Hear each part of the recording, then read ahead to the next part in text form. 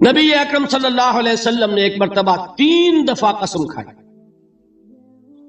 واللہ لا یؤمنو، واللہ لا یؤمنو، واللہ لا یؤمنو، خدا کی قسم وہ شخص مومن نہیں، خدا کی قسم وہ شخص مومن نہیں، خدا کی قسم وہ شخص مومن نہیں۔ واقعہ یہ کہ ہم تصور نہیں کر سکتے کہ صحابہ کیسے لرز گئے ہوں گے، کانپ اٹھے ہوں گے۔ کون وہ بدبخت ہے، کون وہ شقی ہے جس کے بارے میں اللہ کے رسول 3 دفعہ قسم کھا کر فرما رہے ہیں کہ وہ صاحب ایمان نہیں۔ قیل من یا رسول اللہ، کسی نے ڈرتے ڈرتے پوچھا ہوگا اے اللہ کے رسول کس کے بارے میں ارشاد فرما رہے ہیں؟ اب جواب سنیے، الذی لا یامن جارہ بوائقہ، وہ شخص کے جس کی ایذا رسانی کی وجہ سے، جس کی بدخلقی کی وجہ سے اس کا پڑوسی امن میں نہیں۔ یہ کوئی گناہ کبیرہ ہے؟ آپ کی فہرست میں تو گناہ ہی نہیں، کبیرہ کیا سوال، صغیرہ بھی نہیں۔ زیادہ آپ یہ کہیں گے کہ ذرا بد اخلاقی ہے، کج خلقی ہے، بس اچھا کردار کا معاملہ نہیں ہے، یہ کہیں گے، گناہ کی فہرست میں نہیں آئے گی بات۔ کبیرہ بہت بڑی شے ہے، لیکن اس پر اللہ کے رسول نے 3 دفعہ قسم کھائی، ایمان نہیں ہے، ہرگز نہیں ہے، خدا کی قسم نہیں۔ اب بتائیے ایمان اور عمل علیحدہ ہو جائیں گے کیا؟ یہ ہے مسئلہ جو امام بخاری کے سر پہ ہے۔ اور سنیے، فرمایا حضرت انس ابن مالک نے، یہ روایت جو میں نے آپ کو ابھی سنائی ہے یہ کوئی ایسی ویسی روایت نہیں ہے، متفق علیہ ہے، بخاری اور مسلم دونوں میں موجود، اس سے اونچا درجہ روایت کا ہے ہی نہیں۔ راوی کون؟ ابو ہریرہ رضی اللہ تعالی، ان کی والدہ لے کر حاضر ہو گئی، یہ بچہ حضور آپ کی خدمت میں رہے گا، آپ کی خدمت کرے گا، آپ کے پاس رہے گا، ٹھیک ہے۔ وہ حضور کے خادم خاص ہے، جیسے ذاتی کوئی ہوتا ہے معاملات میں مدد کرنے والا، خدمت کرنے والا، وہ ہے انس ابن مالک۔ چونکہ ان کا تعارف ہو گیا ہے رضی اللہ تعالیٰ عنہ، تو ایک بات پہلے اور سنا دوں، جو بچہ اپنے اس بچپن سے لے کر 9 برس کی عمر تھی جب آئے حضور کے پاس، انتقال کے وقت عمر کتنی ہوگی؟ 19 برس، 10 برس حضور کی خدمت میں رہے۔ پہلے تو حضور کے اخلاق کی جو گواہی وہ دے رہا ہے وہ اس کی زبان سے سنیے کہ میں 10 برس حضور کی خدمت میں رہا، کسی بات پر ڈانٹنا تو کجا، حضور نے کبھی مجھ سے یہ بھی نہیں فرمایا کہ اے انس تم نے وہ کام کیوں نہیں کیا۔ یہ ہے ایک آقا کی حیثیت سے محمد الرسول اللہ صلی اللہ علیہ وسلم کا اخلاق۔ اگر نہیں کیا خود کر لیا، کوئی ڈانٹ ڈپٹ نہیں، حالانکہ بچے ہیں، بچوں کو ویسے بھی ڈانٹ ڈپٹ دیا جاتا ہے، لیکن نہیں۔ اب ان صحابی کی ایک گواہی سنیے، قلما خطبنا رسول اللہ صلی اللہ علیہ وسلم الا قال، فرماتے ہیں کہ شاذ ہی کبھی ایسا ہوا ہوگا کہ حضور نے کبھی خطبہ ارشاد فرمایا ہو اور اس میں یہ الفاظ نہ ہو۔ الفاظ سمجھ رہے؟ جب بھی خطبہ دیتے تھے آپ یہ الفاظ ضرور فرماتے تھے، شاذ کبھی رہ جائے تو رہ جائے، قلما خطبنا رسول اللہ صلی اللہ علیہ وسلم الا قال، کیا فرمایا؟ لا ایمان لمن لا امانت له ولا دین لمن لا عہد، جس شخص میں امانت داری نہیں اس کا کوئی ایمان نہیں، جس میں ایفاء عہد نہیں اس کا کوئی دین نہیں۔ بنا پھرتا ہو وہ دیندار، بنا پھرتا ہو وہ صاحب ایمان اور امتی حضور کا، امانت داری نہیں تو ایمان نہیں، ایفاء عہد نہیں تو دین۔ کس کا فرمان ہے؟ کسی آج کے زمانے کے مفتی کی بات نہ سمجھ لیجئے گا کہ جس کو آسانی سے آپ چاہیں تو رد کر دیں، یہ محمد الرسول اللہ صلی اللہ علیہ وسلم۔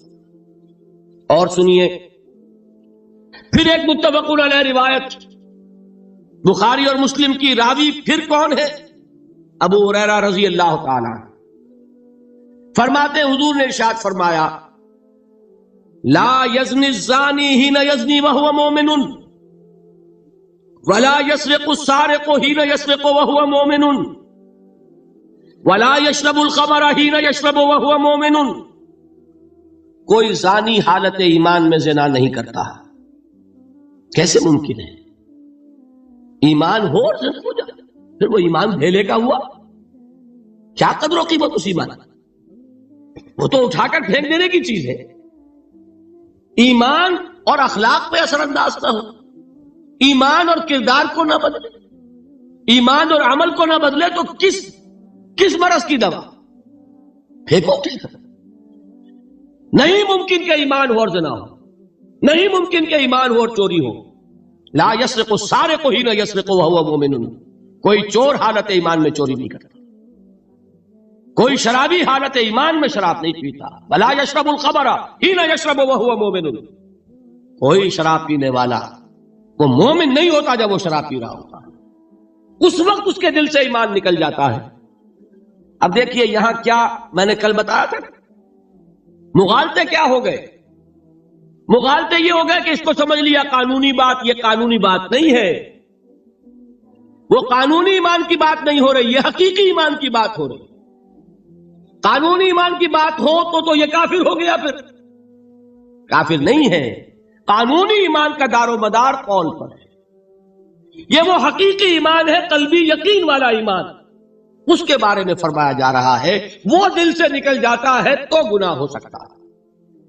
ایک اور حدیث میں حضور نے اس کو اور واضح کر دیا، جب کوئی شخص گناہ کرتا ہے تو ایمان اس کے دل سے نکل کر اور اس کے سر پر منڈلاتا ہے جیسے پرندہ ہو.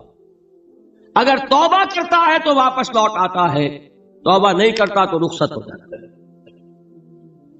بتائیے کوئی اشتباہ ہے گیا؟ لیکن خدا کے لیے دو انتہاؤں سے اپنے آپ کو بچائیے. ایک انتہا یہ کہ اس حدیث کی بنا پر آپ کافر قرار دے دیں. یہ غلطی کس سے ہوئی؟ کل بتایا تھا بھائی، کس سے؟ خوارج سے. خوارج سے یہی غلطی ہوئی.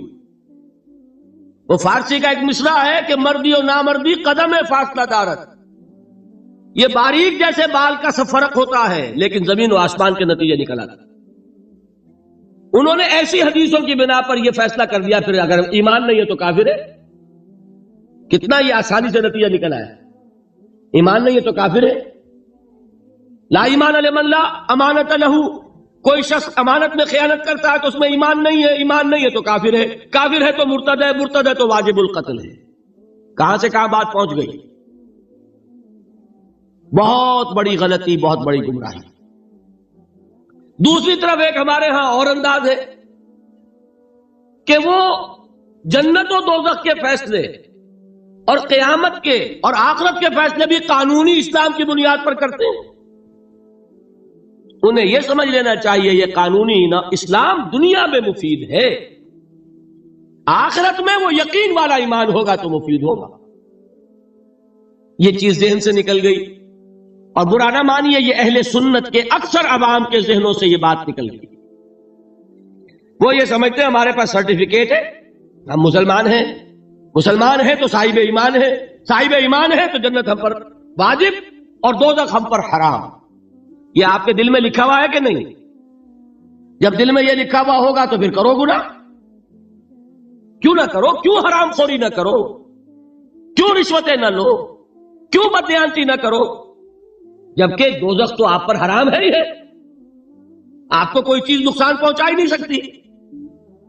یہ مرجیہ کا عقیدہ تھا اصل میں، یہ دوسری انتہا تھی جو آج اہل سنت کے اکثر لوگوں کے دلوں میں بات بیٹھ گئی، عوام کے اندر جو ہلاک ہے. ان دونوں چیزوں سے بچیے. تیسری ایک غلطی کی اہل تشیع نے. انہوں نے کیا غلطی کی؟ ایمان اور اسلام کے فیصلے دنیا میں کرنے لگ گئے. فلاں مومن تھے، باقی سب مسلم ہی تھے، اور باقی سب منافق ہی تھے. یہ فیصلہ کرنے کا کسی کو اختیار نہیں. دنیا میں فیصلہ صرف یہ ہوگا کہ کافر تھا یا مسلمان، چھٹی. تیسری کیٹیگری آپ طے نہیں کر سکتے، اس لیے کہ قانونی اصطلاحات یہی دو ہیں. سمجھ لیجئے ان باتوں کو. مجھے کوئی دھواں دھار تقریر نہیں کرنی، بات سمجھانی. دیکھیے قانونی سطح پر انسانوں کی تقسیمیں ہوں گی صرف دو، یا مسلم یا غیر مسلم. یہ ہے قانونی تقسیم۔ اب جو مسلم ہے وہ مومن بھی ہو سکتا ہے، وہ منافق بھی ہو سکتا ہے، آپ سمجھ رہے ہیں؟ لیکن منافق کوئی قانونی اینٹی نہیں ہے۔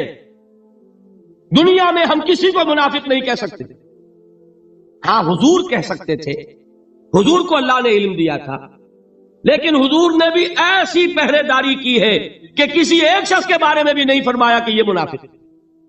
یہاں تک کہ جس کے بارے میں علم نشرہ ہو چکا تھا، عبداللہ ابن ابی، اس کی بھی نماز جنازہ پڑھا دی کہ نہیں پڑھا دی؟ نماز جنازہ کافر کی پڑھی جاتی ہے یا مسلمان کی؟ اس کا مطلب ہے عبداللہ ابن ابی کو بھی حضور نے آخری وقت تک مسلمان تسلیم کیا۔ منافق جو بھی ہے وہ اپنے اندر ہے، اللہ کے ہاں جا کر کھلے گا۔ فار آل لیگل پرپسز اے منافق از اے مسلم۔ بات سمجھ میں آئی؟ اس لیے کہ لیگل اینٹیٹیز دو ہی ہے، کافر اور مسلم۔ اللہ کے بندے وہ ہیں جو زمین پر چلتے ہیں تو آہستگی اور نرمی کے ساتھ، قدم مار کر نہیں چلتے، اکڑ کر نہیں چلتے، بلکہ یہ کہ معلوم ہوتا ہے فروتنی کے ساتھ چل رہے ہیں، اور یہ اپنے آپ کو آقا نہیں سمجھتے، مالک نہیں سمجھتے، بلکہ غلام سمجھتے ہیں۔ اللہ کے غلام ہیں، عباد الرحمن ہیں، اللہ کے بندے ہیں، تو غلاموں کی طرح چلتے ہیں، وہ اکڑ کر نہیں چلتے۔ وَإِذَا خَاطَبَهُمُ الْجَاهِلُونَ قَالُوا سَلَامًا، ایک ان کا بس یہ ہے کہ جب جاہل لوگ، اجڑ لوگ، مشتعل مزاج لوگ خامخواہ ان سے الجھنا چاہیں، بحث و مباحثے میں انہیں جو ہے وہ خامخواہ الجھانا چاہیں، تو وہ کہتے ہیں سلام۔ وہ الجھتے نہیں ہیں، بحث و تمہیز کے اندر نہیں۔ جب وہ دیکھتے ہیں کہ ایک شخص بحث پر اتر آیا، وہ اب بات سمجھنا نہیں چاہتا، اس کے اوپر ضد جو ہے وہ مسلط ہو چکی ہے، تو اب خامخواہ اس کے ساتھ وہ الجھے رہنا، جس کو ہم کہتے ہیں ہمارے ہاں وہ پنجاب میں یہ سینگ پھنسا کر آدمی جو ہے وہ اپنا وقت ضائع کرے، اس کا بھی وقت ضائع کرے، کوئی فائدہ نہیں۔ میچور آدمی یہ کہ دیکھے اگر تو واقعی یہ بات سمجھنا چاہ رہا ہے تو سمجھائے، نہیں سمجھنا چاہتا، اس کی اصل میں نیت ہی نہیں ہے، تو پھر خامخواہ اس کے ساتھ الجھنے کا فائدہ نہیں۔ والذین یبیتون لربہم سجدا وقیاما، اور وہ لوگ کہ جو راتیں بسر کرتے ہیں اپنے رب کے لیے سجدے اور قیام میں۔ یہاں وہ بات بہت واضح ہو گئی، جہاں تک 5 فرض نمازیں ہیں وہ تو فرض ہیں، وہ تو تعمیر سیرت کی بنیادیں ہیں، ان کی تو مداومت کرنی ہے۔ والذین یحافظون والذین هم علی صلواتہم یحافظون، لیکن یہ لوگ جو ہیں جن کے دل آشنا ہو گئے ہوں اللہ سے، اگر یہ اللہ کے ساتھ دوستی ہو چکی ہو، تو پھر یہ کہ رات کا وقت ہوتا ہے کہ جس میں وہ پھر بندہ اٹھتا ہے، کوئی دیکھ نہیں رہا ہے، لوگ سوئے ہوئے ہیں، کوئی ڈسٹربنس نہیں ہے۔ خیر ہماری تو آج کل شہری زندگی میں راتوں میں بھی ڈسٹربنس رہتی ہے، لیکن یہ کہ عام طور پر بہرحال دن کے مقابلے میں تو ایک سکون کی کیفیت ہوتی ہے۔ اس وقت اپنے رب سے راز و نیاز کی باتیں، کبھی اس کے سامنے کھڑے ہیں، کبھی سر بسجود ہیں۔ والذین یبیتون لربہم سجدا وقیاما والذین یقولون، اور وہ کہتے رہتے ہیں سب کے باوجود، ربنا اصرف عنا عذاب جہنم، اے رب ہمارے عذاب جہنم کو ہم سے پھیر دے، دور کر دے۔ یہ سورہ نور میں بھی ہم نے پڑھا تھا کہ وہ ساری شخصیت جو ہے بیان کرنے کے بعد وہ اس کے بعد بھی لرزاں و ترساں رہتے ہیں۔ یوم تتقلب فیہ القلوب والابصار، ڈرتے رہتے ہیں اس دن کے خیال سے کہ جس میں نگاہیں اور دل الٹ لیے جائیں گے قیامت کے دن سے۔ ان عذابہا کان غراما، یقیناً اس کا عذاب جو ہے وہ چمٹ جانے والی شے ہے۔ انہا ساعت مستقر و مقامہ، پروردگار وہ جگہ جہنم جو ہے یقیناً بہت بری جگہ ہے، مستقل قیام کے لیے بھی اور تھوڑی دیر کے لیے بھی۔ جو میں نے عرض کیا تھا کہ دنیا میں بری سے بری جگہ بھی جو ہے اس میں بھی آپ تھوڑی دیر کے لیے جائیں گے تو ریکریشن ہو جائے گی چینج کی وجہ سے، اور اچھی سے اچھی جگہ جو ہے اس میں بھی مستقل رہنا پڑے تو پھر اس کے اندر کوئی حسن اور کوئی جو ہے دلچسپی باقی نہیں رہے گی۔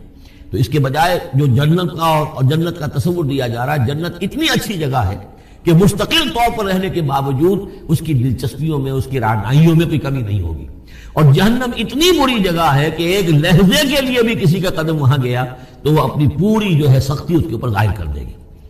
والذین اذا انفقوا لم یسرفوا ولم یقتروا وکان بین ذلک قواما، اور وہ لوگ کہ جو خرچ کرتے ہیں تو نہ تو وہ اسراف کرتے ہیں اور نہ ہی بخل سے کام لیتے ہیں، بلکہ اس کے بین اعتدال جو ہے واقعہ یہ ہے کہ دنیا کا مشکل ترین کام ہے، توازن اور اعتدال۔ ظاہر بات ہے یہ لوگ جو میچور ہیں، سمجھدار ہیں، اب ان کے ہاں یہ ہوگا کہ ان کے اس خرچ کرنے کے معاملے میں بھی اعتدال ہوگا۔ والذین لا یدعون مع اللہ الہا آخر، 3 کبیرہ گناہ وہ ہیں جیسا کہ ہم نے پڑھا ہے سورہ نساء میں بھی، ان تجتنبوا کبائر ما تنہون عنہ، تو بڑے بڑے گناہ وہ کون سے ہیں کہ جن سے اگر تم باز رہو تو باقی چھوٹے گناہ تو اللہ تعالیٰ جو ہے وہ معاف بھی کرتا رہے گا۔ اور ان میں سے سب سے بڑا تو 2 مرتبہ فرمایا شرک، اور شرک کے بعد پھر قتل ناحق اور پھر زنا، یہ تین ہیں. قتل ناحق سے بھی در حقیقت تمدن کی جڑ کٹ جاتی ہے، اور زنا سے تمدن جو ہے وہ سڈاس بن جاتا ہے، پھر اس کے اندر گندگی ہو جاتی ہے. تو اس حوالے سے یہ تین چیزیں یہاں بیان کی جا رہی ہیں. والذین لا يدعون مع اللہ الہا آخر، وہ لوگ کہ جو نہیں پکارتے اللہ کے ساتھ کسی اور معبود کو. ولا يقتلون النفس التي حرم اللہ الا بالحق، نہ ہی قتل کرتے ہیں کسی جان کو جس کو کہ اللہ نے محترم ٹھہرایا ہے مگر حق کے ساتھ. قتل کے بدلے قتل والا معاملہ ہے، یا مرتد کا قتل ہے، یا زانی شادی شدہ کا رجم ہے، جو بھی ہے. ولا يزنون، نہ وہ زنا کرتے ہیں. ومن يفعل ذلك يلقى أثاما، اور جو کوئی بھی یہ کام کرے گا وہ اس کی پاداش کو پکڑ کر اس کو جو ہے اس حاصل کر کے رہے گا، یعنی لازماً اس کی سزا اس کو مل کر رہے گی. يلقى أثاما يضاعف له العذاب يوم القيامة، قیامت کے دن اس کا عذاب دگنا کر دیا جائے گا. یہ آیت اس اعتبار سے بہت اہم ہے کہ منکرین حدیث نے بہت شور مچایا ہوا ہے کہ قرآن مجید میں کہیں عذاب قبر کا کوئی تذکرہ نہیں ہے، صراحتاً واقعتاً نہیں ہے، احادیث میں بہت تفصیل ہے. لیکن یہ کہ یہ مقام ایسا ہے کہ جس سے ثابت ہوتا ہے کہ قیامت کے دن سے پہلے بھی عذاب ہے. یضاعف لہ العذاب یوم القیامہ، دگنا کیا جائے گا ان کے لیے عذاب قیامت کے دن. اس کا مطلب ہے کہ عالم برزخ میں بھی ان کے لیے عذاب ہے. اور جو فرمایا گیا ہے کہ یہ جو قبر کا گڑھا ہے یا یہ جہنم کے گڑھوں میں سے ایک گڑھا ہے، اور یا جنت کے باغیچوں میں سے ایک باغیچہ ہے. اور یا تو وہاں ایک کھڑکی کھول دی جاتی ہے جنت کی جہاں سے ٹھنڈی ہوائیں اور خوشبوئیں آتی رہتی ہیں، اور یا یہ کہ کھڑکی کھول دی جاتی ہے جہنم کی طرف جس سے آگ کی لپٹ اور گرمی جو ہے اور لو جو ہے وہ آتی رہتی ہے. یضاعف لہ العذاب یوم القیامہ، قیامت کے دن اس کے لیے عذاب دگنا کر دیا جائے گا. ویخلد فیہ مہانا، اور پھر وہ رہے گا اس عذاب میں ہمیشہ ہمیشہ. الا من تاب، استثناء ہے. استثناء یہ ہے من تابہ، جو جس نے توبہ کر لی دنیا ہی کے اندر موت کے آنے سے پہلے مالم یغرغر. الا من تاب و آمن، اور ایمان لایا. گویا کہ جو شخص اس قسم کے گناہوں میں مبتلا ہوتا ہے چاہے وہ قانوناً کافر نہ ہو، حقیقتاً وہ کافر ہو جاتا ہے، ایمان اس کے دل سے نکل جاتا ہے. لہذا توبہ گویا کہ اثر نو ایمان لانے کے مترادف ہے. الا من تاب و آمن وعمل عملا صالحا، اور وہ پھر عمل کرے نیک. فاولئک یبدل اللہ سیئاتہم حسنات، تو ایسے لوگوں کی برائیوں کو اللہ تعالیٰ نیکیوں سے بدل دیتا ہے. اس کے دونوں معنی ہے کہ توبہ کے نتیجے میں ایک تو نامہ اعمال میں جو اندراج ہوا تھا برائی کا وہ صاف ہو جائے گا، اور اس کی جگہ نیکی کا اندراج ہو جائے گا. اور یہ معنی بھی ہے کہ زندگی میں اس دنیا میں توبہ کے نتیجے میں اخلاق جو ہے وہ پاک صاف ہو جاتے ہیں، دامن اخلاق کے دھبے دھل جاتے ہیں، اور انسان کا جو دامن کردار ہے پھر صاف شفاف ہو جاتا ہے. وَكَانَ اللَّهُ غَفُورًا رَحِيمًا، اور اللہ تعالیٰ غفور اور رحیم ہے. وَمَن تَابَ وَعَمِلَ صَالِحًا، اب دوبارہ تکرار کی گئی، اور جو توبہ کرے اور پھر نیک عمل کرے فَإِنَّهُ يَتُوبُ إِلَى اللَّهِ مَتَابًا، تو وہ ہے کہ جو توبہ کرتا ہے اللہ کی جناب میں جیسا کہ توبہ کرنے کا حق ہے. توبہ کی تسبیحیں ہو رہی ہوں، استغفار کی تسبیحیں ہو رہی ہوں، اور آیت کریمہ کے ختم ہو رہے ہوں 1.25 لاکھ کا اور لاکھ کا، لیکن حرام خوری جوں کی توں جاری ہو، وہ سارے غلط کام ویسے کے ویسے جاری ہوں، وہ کوئی توبہ نہیں ہے، اس کا کچھ حاصل نہیں. والذین لا یشهدون الزور، اور وہ لوگ کہ جو جھوٹ کے پر موجود بھی نہیں رہتے. جھوٹ کی گواہی والی بات نہیں ہے یہاں، لیکن جھوٹ کی گواہی تو گویا کہ اس کے اندر خود بخود امپلائڈ ہے، یعنی ان کے اندر صداقت اور حق کے ساتھ اتنی غیرت ہوتی ہے کہ جہاں کوئی جھوٹ کا گزر بھی ہو وہاں وہ اپنی موجودگی بھی پسند نہیں کرتے. جھوٹ کا دھندا ہو رہا ہو، جھوٹ کا کاروبار ہو رہا ہو، جھوٹ بولا جا رہا ہو، یہ وہاں پر ان کی غیرت اور حمیت جو ہے صداقت کے ساتھ اور سچ کے ساتھ وہ اتنی ہے کہ وہ وہاں موجودگی بھی اپنی برداشت نہیں کرتے. وَإِذَا مَرُّوا بِاللَّغْوِ مَرُّوا كِرَامًا، اسی طریقے سے جب وہ کسی لغو کام کے پاس سے گزرتے ہیں تو اپنے دامن کو بچا کر گزر جاتے ہیں. دیکھیے وہاں بھی تھا سورہ مومنین کو شروع کی آیات میں وَالَّذِينَ هُمْ عَنِ اللَّغْوِ مُعْرِضُونَ، کہ جو لغو سے اعراض کرتے ہیں. اور یہاں یہ کہ اس کے پاس سے اگر گزر ہو بھی جائے اتفاقاً، خود تو قصد کرنا جو ہے بہت دور کی بات ہے، اس کا کوئی امکان ہی نہیں. اتفاقاً آپ راستہ چل رہے ہیں اور دیکھ رہے ہیں کوئی مداری کا تماشا ہو رہا ہے، آپ کا کوئی ارادہ نہیں تھا، لیکن وہاں رکیے بھی نہیں، وہاں سے جو ہے اپنے دامن کو بچاتے ہوئے نکل جائیے. والذین اذا ذکروا بآیات ربہم، اور وہ لوگ کہ جن کو جب ان کے رب کے آیات کے ذریعے سے نصیحت کی جاتی ہے، سمجھایا جاتا ہے، لم یخروا علیہا صما وعمیانا، تو نہیں گر پڑتے اس پر بہرے اور اندھے ہو کر. اس کے بھی دونوں معنی ہیں. ایک تو یہ کہ مخالفت پر اندھے بہرے ہو کر کمر کس لینا جیسے کہ قریش کر رہے تھے، تو گویا کہ تعریض ہے، ان پر ایک تنزیہ انداز ہے یہ کہ یہ لوگ جس طریقے سے کر رہے ہیں وہ معاملہ اللہ کے بندوں کا نہیں ہوتا. لیکن یہ دوسری طرف یہ بات بھی ہے کہ آیات قرآنیہ کو بھی اندھے بہرے ہو کر تو نہیں پڑھنا ہے اور سننا ہے، بلکہ غور کرنا ہے. افلا یتدبرون القرآن ام علی قلوب اقفالها، تو کیا یہ قرآن کی آیت پر تدبر نہیں کرتے؟ وَتَدَبَّرُوا فِيهِ لَعَلَّكُمْ تُفْلِحُونَ، تدبر کرو تاکہ تم سمجھو. تو اس طریقے سے محض جو ہے وہ قرآن مجید کو بھی اندھے بہرے ہو کر جو ماننا جو ہے اس سے بھی بہرحال عباد الرحمن جن کی یہاں تعریف کی جا رہی ہے ان کے مقام سے وہ جو مقام ہے ان کے مرتبے سے فروتر ہے۔ والذین یقولون ربنا ھب لنا من ازواجنا وذریاتنا قرۃ اعین، اور وہ لوگ جو کہتے ہیں کہ اے رب ہمارے ہمیں اپنی بیویوں اور ہماری اولاد کی طرف سے آنکھوں کی ٹھنڈک عطا فرما، یعنی یہ کہ جس راستے پر ہم چل رہے ہیں ہماری اولاد ہمارے گھر والے بھی اسی راستے پر چلیں تاکہ ہماری آنکھیں ٹھنڈی ہوں۔ ایسا نہ ہو کہ میں تو اللہ کے دین کے راستے کی طرف چلنے کی کوشش کر رہا ہوں اور اولاد کسی اور طرف کو دور لگا رہی ہے، تو ایک کشاکش ہے۔ پھر یہ جو صورتحال جو ہے فرکشن گھر کے اندر پیدا ہوتی ہے، تو اللہ تو ہمیں ہمارے گھر والوں سے آنکھوں کی ٹھنڈک عطا فرما، اور آنکھوں کی ٹھنڈک ظاہر بات ہے عباد الرحمن کی کن چیزوں میں ہوگی کہ وہ بھی اللہ کے بندے بنے، اللہ کی بندگی کے راستے پہ اختیار کریں۔ وَجْعَلْنَا لِلْمُتَّقِينَ إِمَامًا، اور ہمیں متقیوں کا امام بنا۔ اس کا یہ مطلب نہیں ہے کہ یہ امامت کی طلب ہے، بلکہ یہ کہ ہم خود امام ہیں۔ ایک شخص اپنے گھر کا سربراہ ہے، امام ہے، تو اے اللہ جن کے ہم امام ہیں انہیں متقی بنا دے۔ اس لیے کہ ظاہر بات ہے کہ میدان حشر میں جب ہم چلیں گے تو ایک شخص کے پیچھے اس کی اولاد چلی آ رہی ہے اور معلوموں کو وہ تو جہنمی ہے جو چلے آ رہے ہیں، یہ خود تو بہرحال ایک نیک آدمی تھا، نہیں، ہمارے پیچھے جو ہماری نسلیں آئیں اے اللہ انہیں بھی متقی بنا، جن کے ہم امام ہیں، جو ہمارے پیچھے ہیں، جن کے کہ ہم دنیا میں جیسے کہ فرمایا ہے، ایک حدیث میں بھی آتا ہے کلکم راعٍ وکلکم مسئول عن رعیتہ، تم میں سے ہر شخص کی حیثیت ایک چرواہے کی ہے، اور اللہ نے کچھ نہ کچھ مخلوق جو ہے اپنی اس کے چرواہے کے حوالے کی ہے۔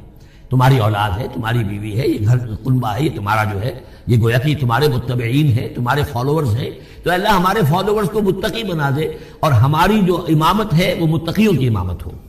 اولئک یجزون الغرفۃ بما صبروا، یہ وہ لوگ ہیں کہ جن کو بالا خانے ملیں گے ان کے صبر کی جزا میں، انہوں نے صبر کیا۔ ظاہر بات ہے کہ اللہ دنیا میں بے شمار مواقع آتے ہیں حرام خوری کے، ایک بندہ مومن بچتا ہے، بہت سے مواقع پر اللہ تعالیٰ موقع دے کر آزما لیتا ہے کہ ذرا سی بھی اس کے اندر کمی ہو تو پھر یہ نکل جائے کسی غلط راستے کی طرف۔ انسان جو ہے صبر کرتا ہے، جذبات کو روکتا ہے، اپنی خواہشات کو روکتا ہے، شہوات کو تھامتا ہے، ان تمام چیزوں کو سنبھال کر یہ سب گویا کہ پوری زندگی صبر ہے۔ تو بما صبر اولئک یجزون الغرفۃ بما صبر، یہ وہ لوگ ہوں گے کہ جنہیں بدلے میں ملیں گے بالا خانے جنت کے، ان کے صبر کے عوض۔ وَيُلَقَّوْنَ فِيهَا، ان کا استقبال کیا جائے گا وہاں جنت میں، ان بالا خانوں میں، تحیۃ و سلاما، سلام کے ساتھ اور دعاؤں کے ساتھ۔ خالدین فیہا، وہ رہیں گے اس میں ہمیشہ ہمیش۔ حسنت مستقرا و مقاما، بہت ہی عمدہ ہے وہ جگہ، مستقر کے طور پر بھی، مستقل قیام گاہ کے طور پر بھی، اور مقامہ تھوڑی دیر کے لیے بھی۔ تو یہ وہ ایک کنٹراسٹ ہے۔ جہنم کو فرمایا ساعت مستقرا و مقاما، اور جنت حسنت مستقرا و مقاما۔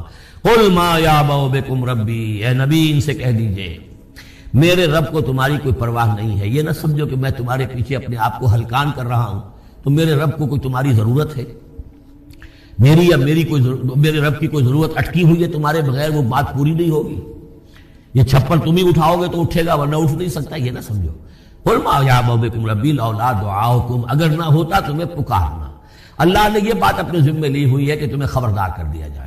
اللہ تعالیٰ وما كنا معذبین حتی نبعث رسولا، ہم عذاب نہیں بھیجتے رہے جب تک کہ رسول کو نہ بھیج دیں، اس لیے مجھے بھیج دیا ہے، میں لگا ہوا ہوں اس کے حکم سے، میں تمہاری گلیوں میں بھی تمہیں سنا رہا ہوں، تمہارے گھروں میں جا کر تم سے بات کر رہا ہوں، اکیلے بھی بات کر رہا ہوں، ڈنکے کی چوٹ بھی کر رہا ہوں، لیکن یہ نہ سمجھو کہ کوئی اس میں میری غرض ہے یا میرے رب کی کوئی ضرورت ہے۔ قل ما یعبأ بکم ربی، میرے رب کو تمہاری پریتا کے برابر کوئی وقت تمہاری نہیں ہے اس کے نزدیک، لولا دعاؤکم، اگر نہ ہوتا تمہارا پکارنا، فقد کذبتم، تو دیکھو تم نے جھٹلا دیا ہے، فسوف یکون لزاما، اب عنقریب یہ تمہارے ساتھ چمٹ کر رہے ہیں۔